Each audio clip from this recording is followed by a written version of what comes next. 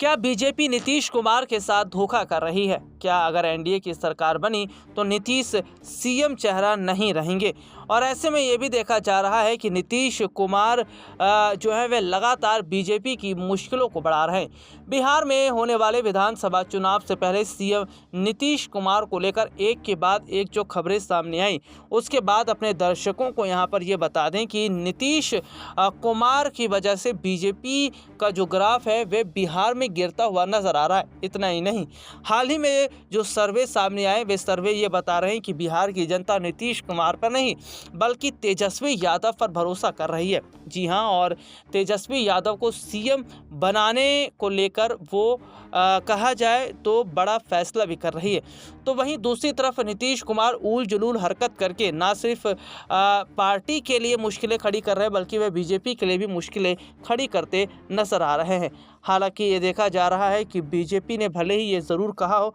कि जो बिहार का चुनाव है वे हम नीतीश कुमार के चेहरे पर लड़ेंगे, लेकिन यहाँ पर एक बात स्पष्ट है, वो ये है कि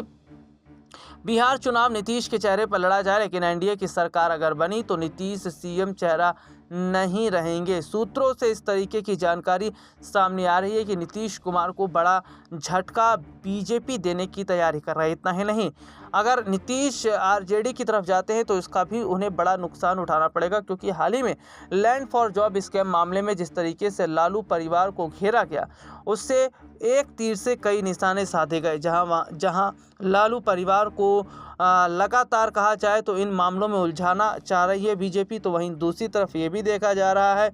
कि आरजेडी का लगातार जो राजनीतिक स्तर है उसको भी बिहार में कम करने की कोशिश कर रही है। लेकिन जिस तरीके से हालात और स्थितियां बनी हैं वे ये साफ तौर पर बता रही हैं कि क्या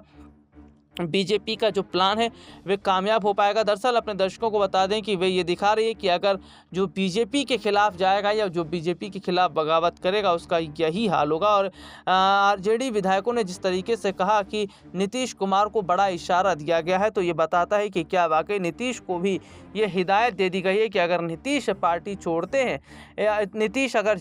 एनडीए से अलग होते हैं या बगावत करते हैं तो आने वाले वक्त में उन्हें भी ईडी सीबीआई के चंगुल में फंसाया जाएगा।